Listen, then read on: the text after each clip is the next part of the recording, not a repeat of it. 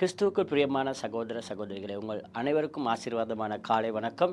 இந்த நாளிலும் நாங்கள் தியானிக்க போகிற வார்த்தையானது யாத்ராகமம் 31வது அதிகாரத்தை நாங்கள் பார்க்க போகிறோம். இதிலே முதல் 15 வசனங்களை நாங்கள் தியானிப்போம்.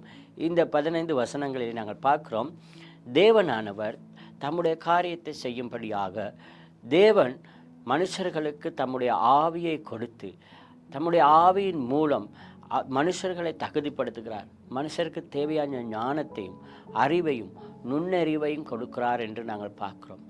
அவருடைய ஆலயத்தை கட்டுவதற்கு மோசையோடு கூட வேலை செய்வதற்கும் மோசைக்கு தேவன் கொடுக்கப்பட்ட ஜனங்கள் அவர்கள் மீது தேவனுடைய ஆவி ஊற்றப்பட்டது நிமித்தம் அவர்கள் மிகவும் ஞானத்தோடு செயல்பட்டார்கள், நுண்ணறிவு உள்ளவர்களாக இருந்தார்கள். இந்த நாளிலும் நாங்கள் தேவனுடைய காரியத்தை மாத்திரமல்ல, எங்களுடைய காரியத்தையும் எங்களுடைய வாழ்க்கை, படிப்பு, தொழில் இவைகள் அனைத்திலும் நாங்கள் தேவனுடைய ஆவியை பெற்றவர்களாக மிகவும் சிறந்த காரியங்களை செய்ய கர்த்தரிடத்தில் பலத்தை பெற்றுக்கொள்வோமாக.